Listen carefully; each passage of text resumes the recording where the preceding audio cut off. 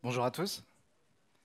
Bon, on va Bonjour. commencer du coup. Déjà, merci d'être venus en cet après-midi très ensoleillé à Paris. Je ne sais pas si vous étiez là hier au talk de Stéphanie avec Simon sur le data mesh notamment.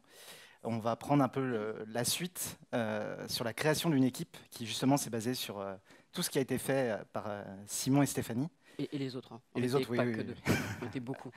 oui, oui, bien sûr. Et pour vous parler un peu de comment on a créé une équipe qui s'appelle la FT, l'équipe Data Discovery, qui justement, dont le but est de partager les tendances de consommation sur le Bon Coin via une plateforme qui s'appelle Le Bon Observatoire. Donc du coup, on va vous parler de ça un peu aujourd'hui. Alors comprendre le comportement des Français, on va rester humble, hein. On va essayer de constater plutôt que de dire qu'on comprend tout. C'est pas trop le cas. Alors du coup, ça c'est moi. C'est Stéphanie Balthus Bergamo. Je suis donc chez Le Bon Coin. Je suis lead data ingénieur. J'anime aussi la guilde des data ingénieurs. On est une trentaine, hein, chez Le Bon Coin maintenant. Et à côté de ça, à part le boulot, je fais du triathlon. J'adore les Lego et la moto. Et j'ai peut-être glissé des slides de moto sans faire exprès. Et donc ça c'est moi-même, Mathieu Couder. Je suis PO Data Discovery depuis le début, octobre 2020. Et avant j'étais Data Scientist chez Le Bon Coin. Je fais une transition un peu bizarre, mais on pourra en parler. Et avant je travaillais notamment chez Mythic. J'ai une petite appétence produit du coup maintenant. Et sinon j'aime beaucoup le judo et j'aime beaucoup les blind tests. Donc si on se retrouve dans un bar à Paris où on fait des blind tests, c'est pas impossible. Mais il aime beaucoup gagner surtout. Donc Le Bon Coin, on va pas trop revenir dessus, mais je pense que vous connaissez. C'est présent sur du web, sur les applis. C'est 50 millions d'annonces en ligne, voire un peu plus maintenant. On a une moyenne de 500 000 dépôts par jour, donc il y a un peu de contenu. Et on a plus de 30 millions de visiteurs uniques par mois. Et donc une équipe PNT staffée en conséquence. Du coup, quoi de mieux que commencer avec une petite démo de notre site Le Bon Observatoire, dont le but est de partager justement les tendances de consommation sur tous les univers du Bon Coin. Donc aujourd'hui, on n'a que l'univers automobile, immobilier et ce qu'on a appelé lifestyle, qui correspond aux biens de consommation. Donc je vais vous faire une petite démo de suite. Donc globalement, sur le site, vous retrouvez en fait l'offre, la demande sur le Bon Coin, splittée par des caractéristiques. Donc typiquement sur l'automobile, ça peut être les marques de voitures, les modèles de voitures. Donc vous avez les shares, les distributions de la demande ici. Donc il n'y a pas l'offre, mais même si elle y était au début. On va définir offre et demande aussi, tout à Et fait. donc, ouais, bon, je peux le faire maintenant même. L'offre, globalement, c'est le nombre d'annonces qui est en ligne sur le site et son évolution dans le temps. Et la demande, c'est le nombre de visites que vous allez faire sur les annonces. Quand vous regardez une annonce, il y a un hit qui part et on récupère ces informations si vous acceptez bien sûr de mettre votre consentement. Et ou sinon, ça peut être également aussi les clics que vous faites quand vous voulez envoyer un message ou demander le numéro de téléphone. Et donc du coup, là, en fait, vous pouvez avoir l'évolution de la demande sur le site, notamment sur l'automobile. On voit notamment, typiquement, que les prix de l'auto sur le marché de l'occasion ont tendance à un peu exploser en ce moment. C'est un peu dû à la crise des microconducteurs depuis le Covid. On peut également voir, si on filtre typiquement sur les modèles électriques, qu'il y a un petit événement malheureusement qui se passe dans le monde, qui est la guerre en Ukraine. Et du coup, il y a une répercussion sur la flambée du pétrole et qui se traduit par une flambée aussi de la demande sur les modèles électriques en voiture. Donc c'est un peu pourquoi on appelle ce site le bon observatoire et qu'on laisse à dispo ces infos. On peut très bien se demander c'est quoi le split sur toute la France des modèles les plus demandés. Donc on voit qu'au global, c'est Golf et Clio qui se battent en duel. Mais globalement, on n'a pas la même distribution sur tous les départements en France. Et donc vous pouvez le constater directement sur le site. Et c'est peut-être des fois contre-intuitif aussi. Au-delà de ça, ici, on est sur une granularité département, parce que ça ne nous intéresse pas forcément de connaître l'offre et la demande des voitures dans une ville donnée, dans le 3e arrondissement de Paris ou encore à Tourcoing. Mais en immobilier, c'est bien différent. Parce qu'en immobilier, on veut savoir c'est quoi le prix dans votre commune et même potentiellement dans votre quartier. Et donc là, en fait, on met directement à disposition ces infos au grand département, mais également directement dans des départements donnés. Ah bah, nickel. C'est Donc vrai que par ça répond exemple, vite. on arrive dans le Finistère, sur la côte, et on voit potentiellement ici à Crozon que le prix au mètre carré est à 2 907 euros. Après, vous avez les mêmes informations sur la tension immobilière qui sont données ici. Donc la tension immobilière étant le rapport entre l'offre et la demande, et pour voir aussi notamment son évolution dans le temps. Pour voir s'il y a pas mal de Parisiens qui partent dans le Finistère, et potentiellement, parce qu'on voit que le prix des maisons depuis un an, il a augmenté quelque peu. Il est passé de 2050 euros, on va dire, à 2345 euros le mètre carré. Donc c'est ce type d'infos que vous pourrez retrouver sur le site Le Bon Observatoire. Et après, on a une page un peu moins fournie, mais sur toute la partie bien de conso, où on pousse ce qu'on appelle des trending topics. C'est des topics qui sont soit saisonniers ou tendance en ce moment. Typiquement, en ce moment, ce qui est tendance, c'est tout ce qui est en rapport avec l'énergie, en fait. Enfin, avec la flambée du pétrole, des prix du pétrole. Beaucoup de gens cherchent des choses, des voitures avec de l'éthanol ou encore des motos électriques. Et après, il y a toute la partie sortie de jeux vidéo qui est propre au Bon Coin et aux différents verticaux qu'on a à dispo. Et donc du coup, durant ce talk, on va vous parler de quoi? Alors, on va vous parler de comment on a mis en place toute la partie data du Bon Observatoire, donc comment on met à dispo toutes ces données-là, quel choix on a fait, quel techno on a mis. Vous avez vu des jolies cartes avec plein de données, toujours remplies. C'est pas magique, je vais pas spoiler cette partie-là, mais il y a tout un géoclustering qui a été mis en place. Et les trending topics, comment on les déduit. On vous montrera un petit peu tout ça. Il n'y a pas juste du machine learning, il y a un petit peu plus que ça. Du coup, au niveau architecture et pipeline data, le Bon Coin, c'est un peu une grande brocante. Il y a 64 catégories, donc pas mal de diversité. Et dans chaque catégorie, on va avoir un référentiel spécifique, c'est-à-dire qu'on n'a pas de marque de voiture en immobilier, c'est spécifique à la voiture. Et donc, il y a pas mal de référentiels qui sont propres à chaque catégorie. Il y a certaines catégories où on n'a pas de référentiel aussi. Donc, c'est un peu une brocante, c'est un peu le bazar parfois. Du coup, qu'est-ce qui se passe? On fait une user discovery niveau produit. On essaye de recueillir tous les besoins de nos clients qui sont différents. On va avoir la presse, on va voir les annonceurs pub, on va voir les professionnels de l'auto, de l'immobilier. Et on partage tout ce savoir à toutes les équipes, à l'équipe qu'on a créée, avec les backs, les fronts, les data eng. Et on leur dit, comment on fait pour mettre ça sur une plateforme? Et en fait aussi, on les instruit sur les besoins et les différents besoins pour les différents métiers. Et ça, on se met tous ensemble dans une salle, mais c'est le confinement, donc du coup, on utilise Miro. Et on fait des super wireframes sur Miro. C'est vrai qu'on a vu tous les beaux talents. Rends la zapette. Zapette. On a vu les talents de dessinateurs d'un peu tout le monde. On a caché le mien parce que c'était assez horrible. Du coup, qu'est-ce qu'on fait une fois qu'on a les maquettes et qu'on sait un petit peu où on va? On prend le temps, parce qu'on démarre un projet from scratch, donc on se dit, on va réfléchir un petit peu à ce qu'on va faire. Donc on prend un mois ou deux à réfléchir à de quels composants on va avoir besoin, et puis de choisir quel langage, quel techno. Donc on part vite sur une archi assez simple, hein. On va avoir des données en entrée, quelque chose pour les processer, et puis un endroit pour les stocker. Donc je vais vous parler de tout ce qui est coloré. Le reste, ça prendrait trop de temps, il faudrait 2 talks. Du coup, on a zappé ça. Alors, vous avez vu hier, on a mis en place un data lake pour ceux qui étaient là.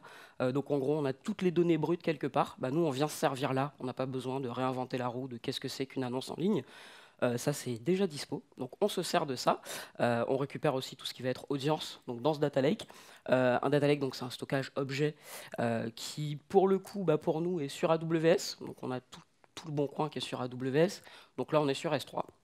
On récupère ça. On prend un petit peu de données en open data, mais on en parlera plus tard pour les 2 autres parties. Et donc pour processer toutes ces données-là, donc les déplacer, les requêter, les agréger, on utilise Airflow et Kubernetes. Airflow, c'est un orchestrateur de tâches, du coup, qui est en open source. On lui dit quoi exécuter, où l'exécuter, et il le fait à notre place. Il y a d'autres petits avantages dont on parlera un petit peu après. Et le petit couplage avec Kubernetes, c'est assez cool. Kube, c'est déjà en place chez Le Bon Coin, donc on fait qu'en profiter. Et là où c'est top, c'est qu'on peut à la fois avoir des machines pour calculer l'historique qu'on veut. On prend entre 2 et 3 ans en fonction des besoins de Mathieu. Ou des fois, on a juste besoin de récupérer une journée. Donc on n'a pas besoin de la même stack pour faire ces 2 trucs-là. Donc on a pris ces 2-là et ça marcherait plutôt bien en théorie à ce moment-là. Et donc le gros challenge qu'on a eu, c'était de choisir la base analytique. On a fait un petit benchmark. Enfin, on s'est dit qu'on allait faire un benchmark. Mais il y a beaucoup de bases de données à tester. Et on n'a pas le temps, même si Mathieu est très gentil, on n'a pas le temps de tester tout ça. Donc on s'est dit, on va demander à Mathieu, en fait, qu'est-ce qui est prio? De quoi tu as besoin, Mathieu? Globalement, en fait, on va mettre ça sur un front. Donc on n'a pas envie d'attendre, comme un data analyst attendrait 20 secondes le retour d'une query. Donc on a envie que ce soit assez rapide pour qu'on mette une API dessus et qu'on envoie ça en 1 seconde grand max. On a besoin potentiellement de montrer de l'info au grain département sur toute la France, mais également rentrer au grain commune. Et donc du coup, c'est un peu ça les grosses contraintes que moi je pousse. Ok, on retient. Et du coup, on retient surtout que on est sur une base plutôt OLAP, parce qu'on va faire plein de requêtes, mais c'est des requêtes analytiques. On ne va pas écrire beaucoup, vu qu'on n'a pas besoin de la donnée super fraîche en temps réel. On va par contre écrire 1 fois par jour, massivement. Donc on aura peu de transactions d'écriture, beaucoup en lecture en revanche. Ah oui, tu n'as pas cité, mais il y a peut-être des petits référentiels qu'on va mettre à jour.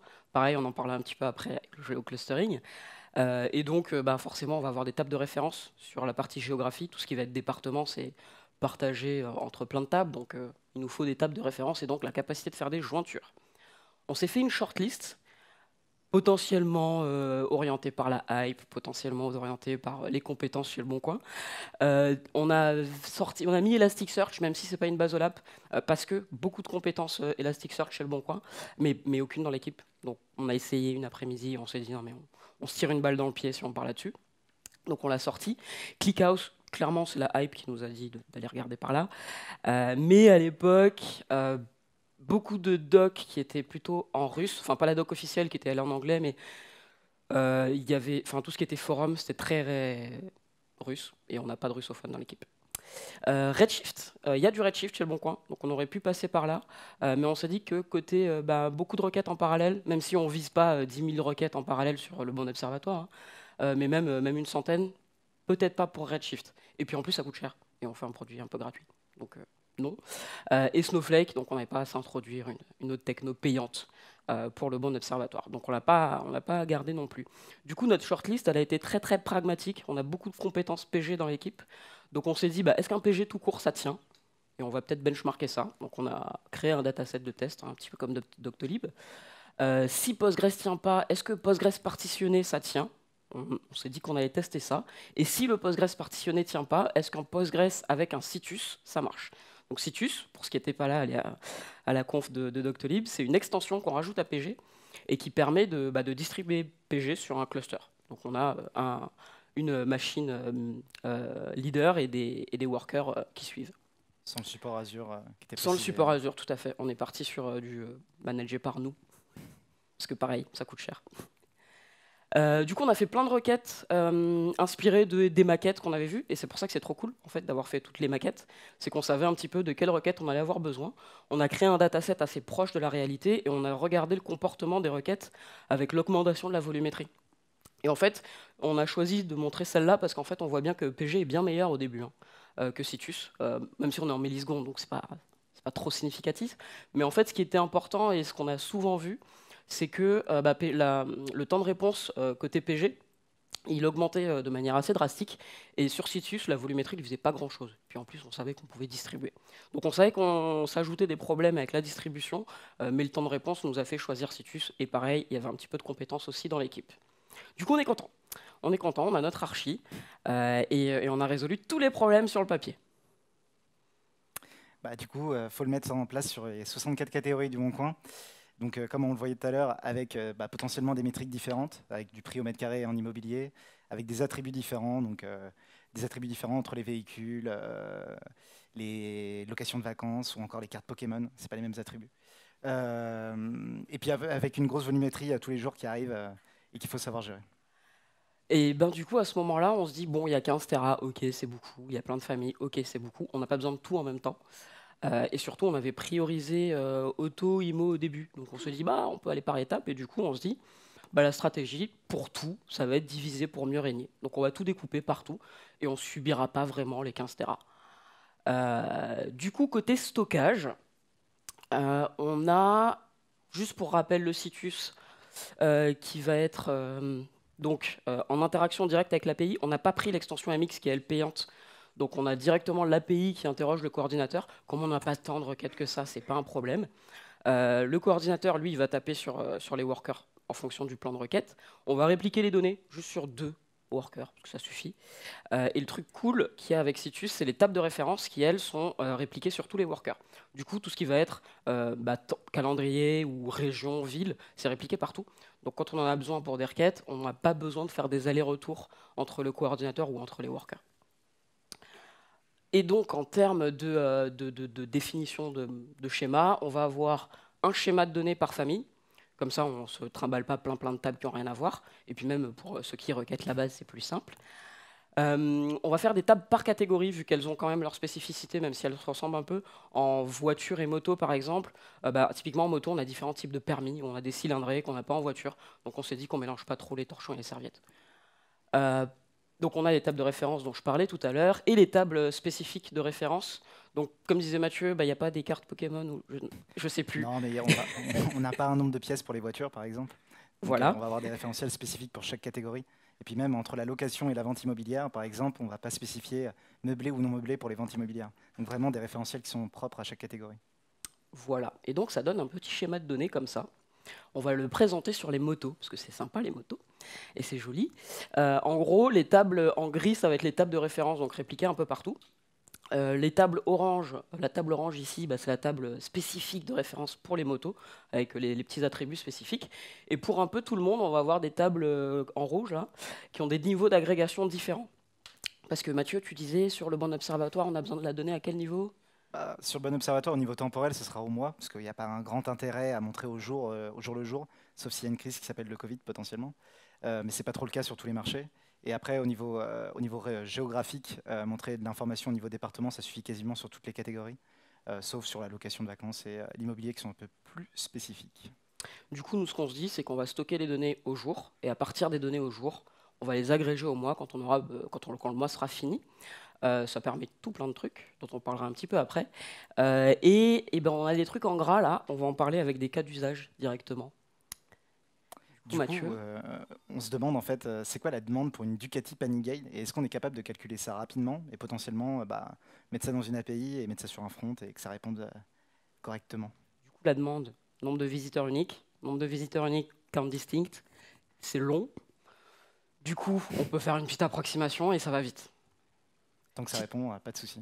Petite approximation, il y a le HLL qui est une extension sur PG. Donc HLL, c'est hyperloglog. Et en gros, c'est un algo qui permet d'identifier des comptes uniques sur une liste super vite.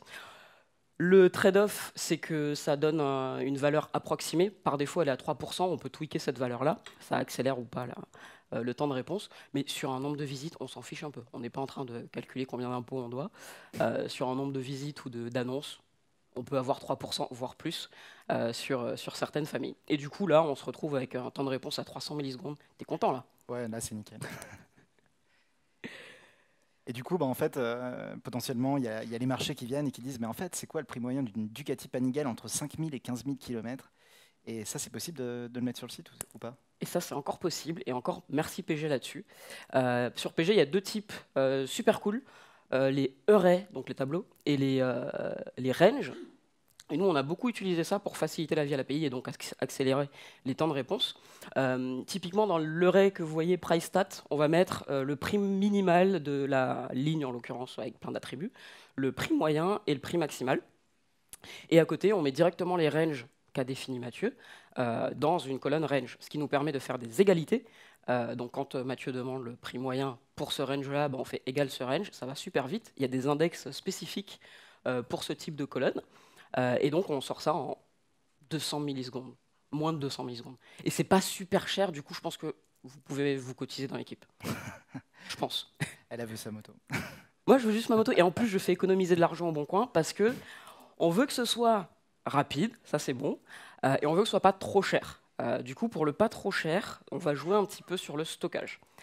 Normalement sur une base OLTP, donc sur PG en général, les données sont globalement stockées en ligne. Donc on va stocker toute cette ligne-là pour une Ducati Panigale. Ce qui veut dire que quand on fait la petite requête où on veut juste le prix moyen pour un range donné, on va se mettre en mémoire et on va dépenser des IO pour toute la ligne. Donc la ligne, elle est quand même potentiellement grande parce qu'on n'a pas que ces quelques attributs-là. Donc ça mange la RAM, ça potentiellement dépense du réseau. Et le réseau, c'est payant sur AWS, donc ça coûte cher. Et ce qui est très très cool, c'est que en septembre, quelque part en S2, si tu sors le stockage colonne, et nous on l'adopte assez vite, parce que non, ils l'ont stocké avant, ils l'ont sorti avant, mais c'était pas prod ready. Mais là c'était prod ready quand on s'est dit qu'on le prend. Et l'idée c'est que en stockage colonne, on stocke les colonnes ensemble, ce qui permet de bien compresser la donnée, parce qu'on va pas répéter plein de fois Marseille. Oui, je viens de là-bas. Et du coup, on va, en faisant cette requête du prix moyen pour un range donné, on va juste monter en mémoire les colonnes utiles. Donc on gagne en mémoire, on gagne en temps de réponse et on gagne en stockage, on gagne partout. On pourrait parler des heures de stockage colonne. Je vous ai mis un super article ici que vous pouvez aller voir ou on peut en discuter après si vous voulez. Du coup, on gagne plein d'argent. C'est trop trop cool. Donc, encore une fois, de l'argent pour ma moto. Moins de flux réseau, moins de workers, parce que avant de faire ça, on était quasiment à la capacité maximale de nos workers qui sont liés au disque, toujours dans des soucis de perf. Donc là, on s'était dit, on n'a que 30%, je crois, du périmètre à ce moment-là, et on est au taquet des workers. On a mis le stockage colonne et on n'a plus touché les workers. On a mis en place toute la donnée. Donc ça, c'était assez cool, et donc on dépense moins d'argent.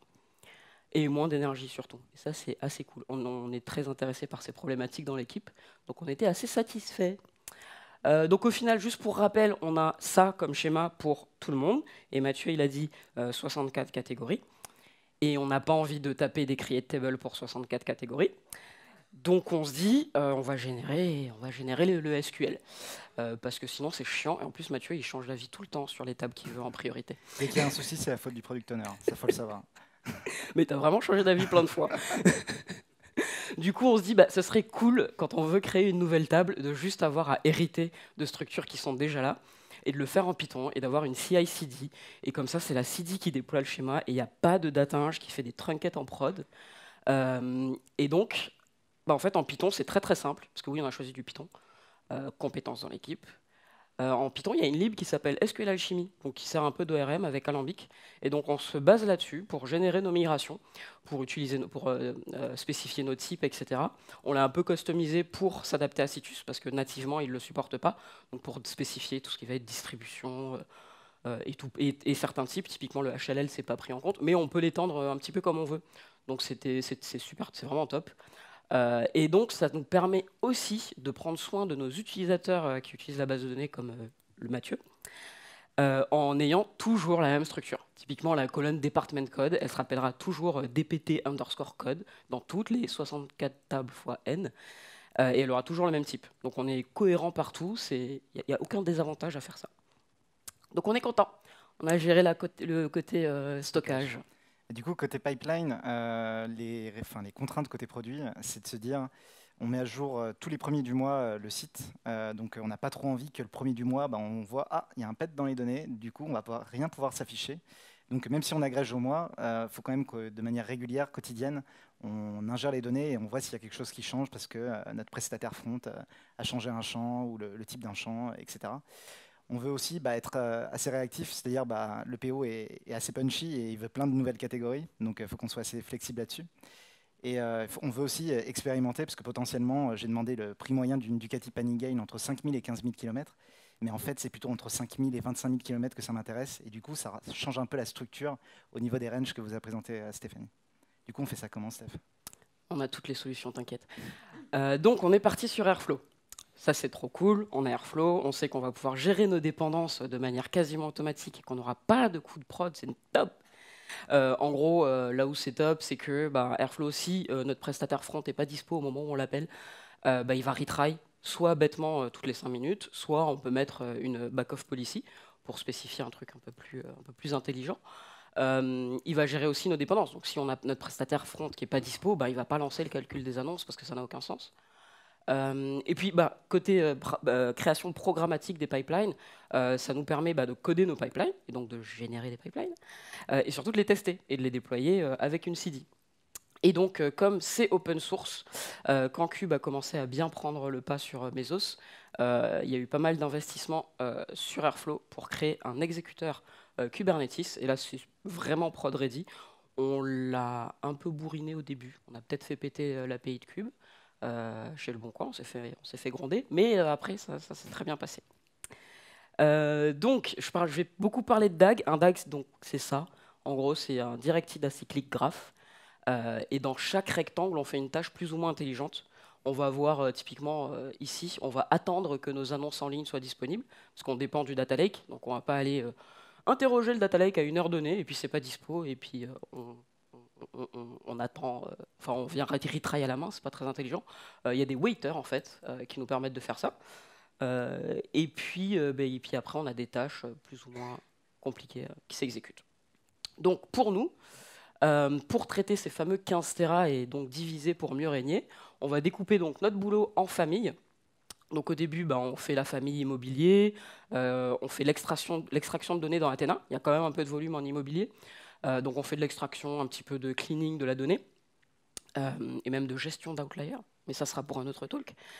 Donc ça on le fait sur Athena, il y a pas mal de volume, mais en fait on peut le faire et c'est limité juste par la capacité du porte-monnaie du Boncoin.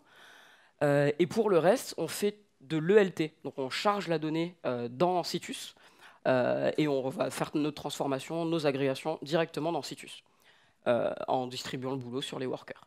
Alors, ça fait beaucoup de DAG, et comme pour les tables, on n'a pas envie de se taper des DAG à la main et d'oublier des trucs. Donc Here comes a new challenger. Voilà. Donc là, on va faire une factory pour chacune de nos familles. Donc on a séparé les responsabilités. D'un côté, on a l'extraction des familles et de l'autre, on a la gestion des catégories. Donc on n'a pas mélangé les deux. L'extraction des familles, elle est gérée par une factory qui, en fonction de la famille donnée, va faire son boulot. Et donc là, on a un DAG qui va se générer par famille, dans celle qu'on aura définie dans la factory scope. Ce qui fait qu'on ne sort que ce dont on a besoin. Au tout début, donc, on n'avait besoin que de auto, IMO et même pas lifestyle au tout début. Du coup, on s'est dit, on va pas bouger toutes les catégories du Boncoin. Si on n'en a pas besoin, ça fait déplacer de la donnée pour rien, ça fait dépenser de l'énergie et de l'argent pour rien du tout. Donc on a été très très progressif dans l'approche. Et ensuite, on a fait la même chose pour les catégories.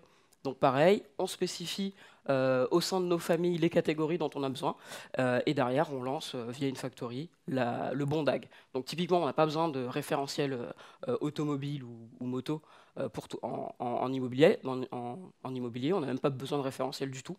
Donc les tâches de référentiel vont pas se lancer, alors que pour auto, pour les voitures, pour les vannes aussi, je crois, et pour les motos, on va avoir des référentiels avec des marques, modèles, cylindrées, etc.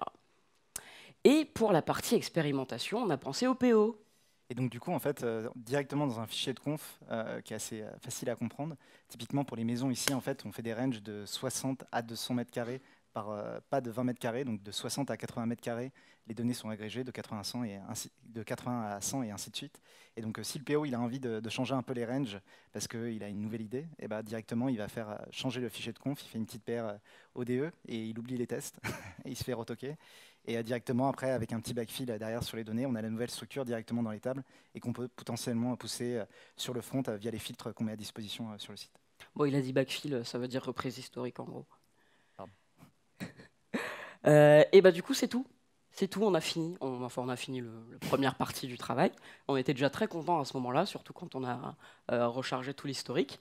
En synthèse, en gros, on est super contents parce qu'on était très très proche de lui. Même si je le taille comme ça, c'est parce que ça marche bien. Donc on a passé beaucoup de temps à lui tenir la jambe et lui poser plein de questions. Et en échange, il nous a donné beaucoup de temps pour réfléchir. Typiquement, les DAG Factory, on a mis 3 semaines, je crois, pour la première, alors qu'en vrai, un DAG, on aurait pu lui sortir en 3 heures, mais ça n'aurait pas été aussi facile à maintenir derrière. Et du coup, Mathieu, merci publiquement pour ta compréhension. YouTube t'enregistre ça. On a essayé d'être super pragmatique et d'avoir une archi qui est moderne, qui évolue, mais qui n'est pas trop complexe. On a essayé de se dire, on ne met pas Spark. Donc Spark, c'est un cluster, un framework de calcul distribué qui est super cool. On distribue les calculs sur plein de machines, mais ça apporte d'autres problèmes. Et on s'est dit, tant qu'on n'a pas les limites de cette approche-là en ELT avec Athena et avec un petit peu de Panda de temps en temps, on met pas Spark et on les a toujours pas atteintes ces limites. Et puis on a essayé de consommer le moins possible. Il y en a un dans l'équipe en plus qui est bien pushy là-dessus, on est très content, qui nous a retoqué sur Mathieu et moi, on voulait répliquer les données multi-zones. Et en fait, il nous a dit, mais on n'en a pas besoin, en vrai. S'il y a une zone AWS qui est tombée, les gens ne viendront pas sur le bon observatoire. Et donc, au final, on a une codebase qui est très, très légère et qui est facile à maintenir. Donc, on est assez content. Et même Mathieu, il est content. Donc là, il y a un super travail qui est fait par toute l'équipe data. On est très content, on a toutes les données, et puis on va afficher ça sur une carto, et puis mince, on n'a pas de données dans certains endroits, et c'est un peu déceptif, voire très déceptif. Du coup, en fait, la question qu'on se pose rapidement, c'est mais dans les endroits où on n'a pas d'annonce, parce qu'il y a des aires immobiliers ou en vente notamment en immobilier, comment on fait pour quand même afficher de l'information, qu'elle soit robuste, consistante par rapport à la ville? Et pour ce faire, en fait, on a fait du géoclustering. Donc le géoclustering, on n'a rien réinventé. On est parti d'un projet qu'on a fait avec le ministère de la Transition écologique qui s'appelle la carte des loyers. Sur le site, vous pouvez avoir directement le loyer, le prix au mètre carré pour les loyers en France, dans toutes les villes. C'est un projet qu'on a fait notamment avec, on a partagé les données avec Sologer et PAP. Et en fait, les chercheurs, ils ont utilisé une méthode toute simple, c'est relatif, qui s'appelle le Max Pay Region Problem, dont on va discuter un peu, mais qui permet de regrouper des villes ensemble et de calculer des métriques sur ces villes. Donc typiquement, il y a quelques petites villes avec quelques annonces, mais le prix au mètre carré, il n'est pas vraiment robuste parce qu'il y a des caractéristiques différentes, potentiellement des biens très luxueux et des biens un peu moins luxueux. Et donc du coup, en fait, ils engagent ces villes pour calculer un prix au mètre carré qui soit plus robuste et qui traduise la réalité. Et pour ce faire, on vous a parlé d'open data. Il faut qu'on soit capable, en fait, pour faire ce clustering, en input du modèle, de donner en fait, des caractéristiques sur toutes ces villes. Et donc pour faire, on utilise les données open data de l'INSEE, de recensement. On récupère en fait quelle est la part du marché locatif, quelle est la part de propriétaires, quelle est la part de jeunes, quel est le revenu moyen dans la ville. Et donc toutes ces caractéristiques sont propres à la ville. On a également la shape de la ville, donc, parce qu'elle est assez importante pour le clustering, parce qu'on va, du coup, on va agréger des villes qui sont limitrophes, bien sûr. La shape, c'est la forme, Pardon. Sur la jolie carte.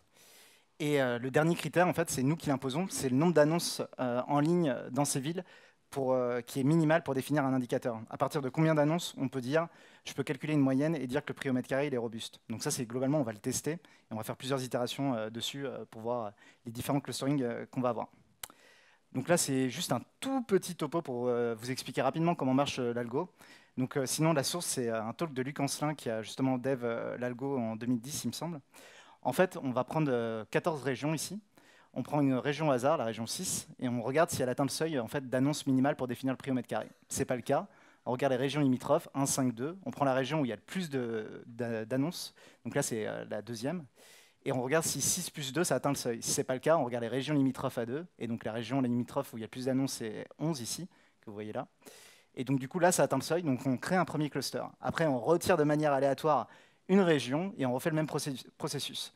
On se retrouve ici à la fin de notre growth phase et on a des petites enclaves en fait. Et ces enclaves, pour les assigner à des clusters, on va justement utiliser les données de recensement de l'INSEE pour dire bah là en fait ça correspond plus à tel ou tel cluster. Et bon, pour faire ça, on prend une fonction de coût derrière qui va maximiser l'hétérogénéité des clusters entre eux. Et donc du coup, on se retrouve avec un clustering. Mais bon, il y a un peu de hasard, on fait un peu de tirage, donc on va répéter ce tirage n fois. Et on va du coup avoir n maillages. Et donc derrière, en fait, on va regarder quel est le maillage qui minimise la fonction de coût. Et on va faire quelques permutations aussi derrière. Bon, après, sur la granularité France, il y a 30 000 ou 35 000 communes. Donc 30 000 factoriels, ça fait un peu beaucoup. Donc il y a quelques méthodes pour aller un peu plus vite. Et le principe de l'algo, c'est le suivant. Et donc du coup, on se retrouve avec une carte qui est un peu plus sympa, qui est déjà un peu plus au niveau produit homogène, avec des informations partout, et des informations qui sont robustes dans chaque ville, si la donnée est de qualité, bien sûr. Du coup, on a distingué en fait ces clusterings. On a un clustering sur la vente IMO et également sur la location, parce que du coup, c'est pas du tout le même parc immobilier. On n'a pas du tout le même nombre d'annonces en vente immobilière et en location. Mais on a également fait des clusterings propres à la vente immobilière pour les maisons et pour les appartements, parce qu'encore une fois, en fait, on n'a pas du tout le même parc immobilier pour les maisons et les appartements en vente IMO ou en location. On a beaucoup plus d'appartements dans des zones urbaines ou périurbaines et plein de maisons, voire très peu d'appartements dans les zones rurales. Et donc, du coup, on a ça à dispo, mais c'était un petit challenge aussi niveau tech, il me semble. Et ouais, donc, du coup, là, c'est le avant-après, en mode déco. Voilà, c'est un peu plus sympa. Et du coup, côté technique, nous, on n'avait pas encore mis en place d'algo d'optimisation. On ne savait pas trop faire. Et on ne savait pas du tout que ça prenait autant de ressources. Parce qu'on l'a lancé sur notre commodity hardware avec lequel on a lancé nos petites tâches, mais en fait, ça nous fait donc un challenge en termes de ressources physiques. Il faut modéliser les clusters aussi, pour que derrière l'API puisse les utiliser, les afficher côté front. Et puis, il faut aussi pouvoir faire la bascule entre les clusters de ville et les clusters de département, pour que, pareil, le front puisse l'utiliser. Alors, pour la partie ressources physiques, en fait, vu qu'on utilise Cube, on a des workers qu'on spécifie. Et du coup, même si cet algo d'optimisation prend du temps et prend de la ressource, pour nous, il a juste suffi de spécifier un nouveau type de worker qui dit « j'ai besoin de plus de ressources ». Et ce type de worker-là, on va l'utiliser que quand on fait tourner le géoclustering. Et en fait, c'est tout. Le reste, ça tourne dans un DAG, comme on a l'habitude d'en avoir. Donc ça, c'est bon, challenge réussi. Pour la partie stockage, En fait, on a juste une nouvelle table de référentiel qui contient tous les clusters. Et en fait, pour que ça aille très très vite, on a enrichi les référentiels existants. Donc, dans les tables de ville et de département, on a rajouté une colonne en JSON, parce que c'est natif en PG, ou JSON-B d'ailleurs, ça va plus vite, dans laquelle on a rajouté les clusters afférents à la ville et au département, avec tous les types. Là, je suis dans un cluster IMO, je rajoute pour l'IMO, je suis dans un cluster appartement ou un cluster maison. Et puis à part ça, c'est tout. Du coup, on a réussi. Et du coup, c'est en live aussi sur le site et on l'utilise à l'heure actuelle. Donc du coup, là, on vous a parlé pas mal de données structurées, des données qui sont en fait issues des annonces, des caractéristiques d'annonces ou des recherches que vous faites. Mais on a un autre champ qui est beaucoup utilisé et apprécié sur le Bon Coin. Apprécié, ça peut être porté à débat. C'est le mot-clé en fait dans le champ de recherche sur le Bon Coin. C'est une information qui n'est pas du tout structurée, qui est propre à l'utilisateur. Si je trouve les utilisateurs qui s'amusent à mettre des emojis moutons dans la barre de recherche, Le Bon Coin, venez me voir à la fin du talk. Et donc, du coup, en fait, on a une très très grande diversité de mots-clés utilisés, avec des typos, des fautes d'orthographe, des synonymes potentiellement qui peuvent être utilisés. Typiquement, pour les jeux vidéo, il y a plein de synonymes qui sont utilisés. Donc du coup, il y a pas mal de volumétrie. Par exemple, en ameublement, sur les 2 dernières années, il y a plus de 432 500 mots-clés différents utilisés, avec au moins 2 utilisations par jour. Donc c'est assez huge. Là, on va pas passer le temps sur comment on traite la partie plus NLP, traitement du texte. On a essayé plein de choses, notamment sur de la vectorisation, puis du clustering pour agréger des mots ultra similaires. Ça marchait plutôt bien, mais c'est assez contrainte. Donc là, je vais passer là-dessus. L'idée derrière, en fait, c'est de détecter 2 types de training topics. C'est un training topics pour nous, c'est potentiellement un mot-clé qui est recherché parce qu'il y a un nouveau modèle, un nouveau téléphone. Et donc là, on va observer un pic. Et donc là, ce qui va nous intéresser ici, en fait, c'est cette notion de tendance. Est-ce que la tendance a explosé ou non sur la dernière semaine, le dernier mois, 3 mois, et potentiellement aussi une tendance qui explose, mais de manière linéaire sur les 2 dernières années. Il y a un autre type de training topics qui est assez intéressant, c'est notamment sur le Bon Coin. C'est à la Chandeleur, il y a plein de gens qui recherchent des crêpières. Et donc du coup, c'est de capter ces informations qui sont des marronniers chez nous et qui reviennent à chaque fois à la même période de l'année et aussi de façon automatique. Et après, comme je dis tout à l'heure, en fait, on a eu un petit truc qui s'appelle le Covid et qui a eu quelques impacts sur les recherches. Et donc, c'est aussi de capter en fait l'impact des événements exceptionnels qu'il peut y avoir sur le Bon Coin. Et typiquement, les événements exceptionnels, c'est également une Coupe du Monde de football où il y a pas mal de recherches qui peuvent être associées à des maillots de foot pour Mbappé ou autres.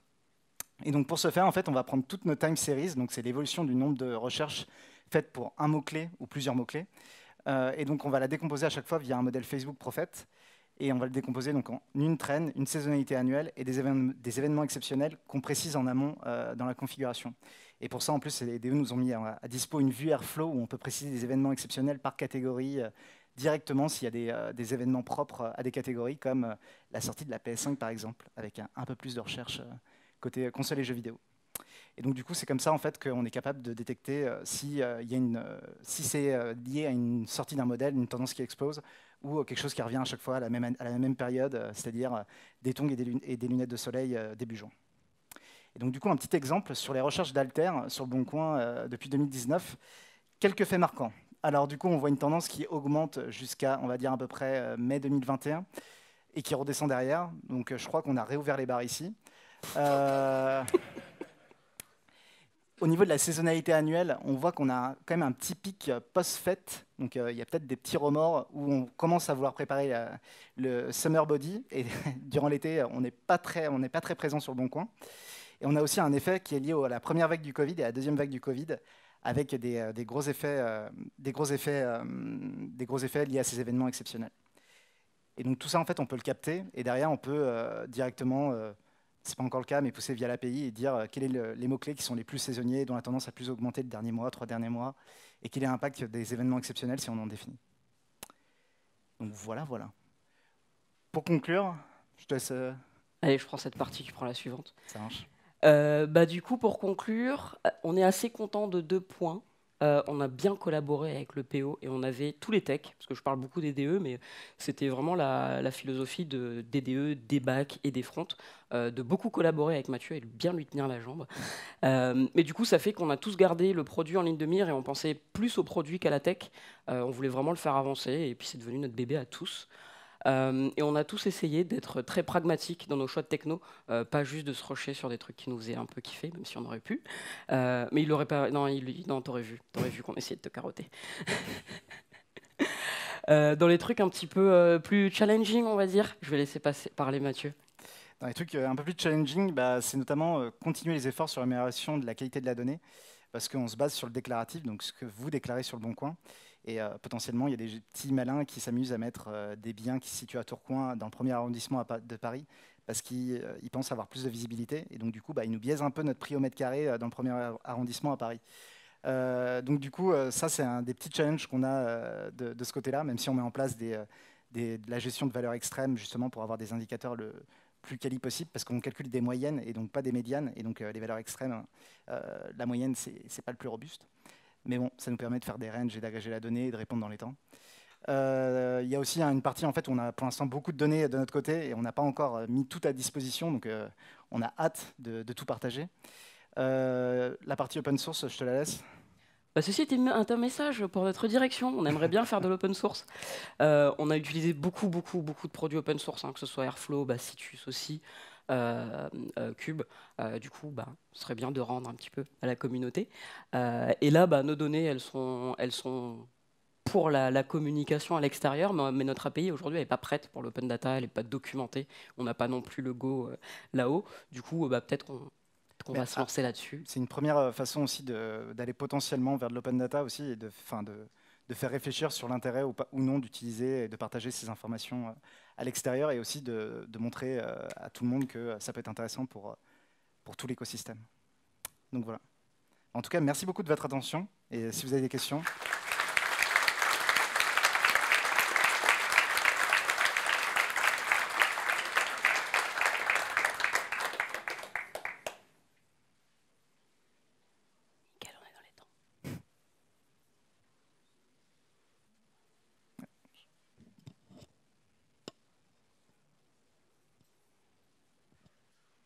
Allô. Oui.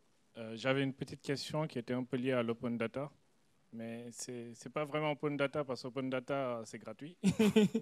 Là, c'était plutôt est-ce que vous réfléchissez à mettre à disposition votre API pour une utilisation commerciale, c'est-à-dire si vous voulez faire une étude de marché, qu'on puisse venir interroger vos API pour pouvoir récupérer des données intéressantes. Est-ce que c'est la philosophie de l'équipe de Le Bon Coin ou bien c'est juste la philosophie, autre chose?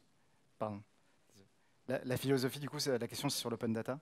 La philosophie, c'est plutôt de déjà mettre à disposition via le front, de voir un peu les retours et les échanges qu'on peut avoir avec la communauté, et de voir après potentiellement si on peut aller jusqu'à l'open data ou pas. Après, je pense qu'il y aura toujours des chiffres qu'on aura tendance à pas trop diffuser. Il y a des chiffres un peu touchy, typiquement la demande sur des pans de marché donnés. On ne va pas donner les chiffres bruts, on va donner plutôt un chiffre normalisé en base 100 qui va donner une notion de tendance et d'évolution. Mais sur la partie open data, en fait, c'est en passant via ce projet-là que potentiellement on va y aller. Après, sur une utilisation commerciale, pour l'instant, ce n'est pas encore totalement défini. Moi, j'ai une question sur ce que vous faites sur SQL Alchemy. Du coup, je voulais savoir, pour avoir plus de perf, est-ce que vous êtes parti sur de la programmation asynchrone, du coup, avec SQL Alchemy, ou c'est du SQL Alchemy Non, pas du tout. Vous n'avez pas eu besoin On n'a pas du tout eu besoin de la partie asynchrone. Par contre, on l'utilise que pour la gestion des schémas, pas pour la partie requête. Du coup, c'est vraiment que pour de l'exécution de modification de schéma ou de création de table, modification de table. Okay. Et du coup, j'avais une deuxième question sur la partie ETL. Vous la faites avec quoi en fait comme techno Alors en fait, du coup, on est donc sur Airflow. On a un petit peu de Panda quand on a de l'ETL programmatique à faire ou du Python vanilla. Sinon, on fait beaucoup de SQL directement dans Athena. Donc on a quelques transfos qui passent par Athena. Et le reste en SQL dans Citus. Tout ce qui va être plus programmatique, on le fait en Python avec un peu de Panda si besoin. Bonjour, moi j'avais une question. Je voulais savoir si vous utilisez ces données pour détecter des fausses annonces ou des annonces un peu incohérentes sur le Bon Coin et du coup les retirer ou... Pas du tout. Nous, on est vraiment en amont. Une fois que l'annonce elle a déjà été en ligne, enfin, nous, on ne traite de toute façon que les annonces qui ont été en ligne et toute la détection, elle se fait en amont. C'est une autre équipe qui s'occupe de ça. Il y a des cellules fraude en fait qui s'occupent de travailler, mais du coup on va être au grain annonce, là où nous on va être un grain beaucoup plus macro qui va être le département, le marché et potentiellement des granularités temporelles également. Mais du coup on ne va pas du tout considérer une annonce de manière unitaire. Bonjour, moi j'avais une question par rapport à la pertinence des prix que vous utilisez. En fait, la personne qui met une annonce sur Le Bon Coin, elle indique un prix, mais ce n'est pas forcément le prix final de la transaction. Du coup, à quel moment en fait, vous exploitez la donnée? Alors, l'annonce est supprimée, que ça a été conclu, ou il y a la publication de l'annonce? du coup, il y a plusieurs problématiques. Il y a la problématique de connaître le prix de vente. On peut potentiellement connaître le prix de vente s'il y a une transaction sur Le Bon Coin. Pour l'instant, on ne l'utilise pas encore. On va seulement afficher les prix affichés sur le site Le Bon Coin.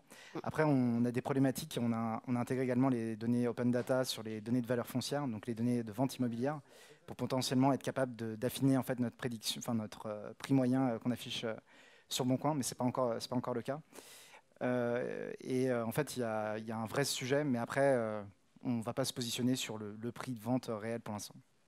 C'est vraiment le prix déclaratif qu'on a sur Le Bon Coin. Mais derrière, en fait, derrière l'évolution de ce prix déclaratif, on peut détecter quand même des grandes tendances, typiquement sur le marché de l'automobile, avec les prix qui explosent sur les véhicules d'occasion. On a une question derrière. Il y en a 3. Bonjour, j'ai une petite question puisque je n'ai pas bien compris. Pour Le Bon Coin, à quel besoin répond ce produit? Ok, donc ça c'est ma partie. Bah. Globalement, il y a plusieurs types d'utilisateurs qui ont utilisé cette plateforme. Toute la partie RP, presse, parce qu'on nous demande tous les jours en fait, c'est quoi les nouvelles tendances sur Le Bon Coin, c'est quoi l'évolution des prix. Donc en fait, à terme, cette partie-là, RP leur sera réservée. On développe également une partie avec login pour nos annonceurs pub, pour leur pousser un peu plus d'informations également. Donc ça sert également à cette partie-là pour toute la partie marketing pour la régie pub Le Bon Coin. Et je pense que c'est fini et on vous remercie encore. On peut répondre aux questions On est dispo. dans le hall d'expo.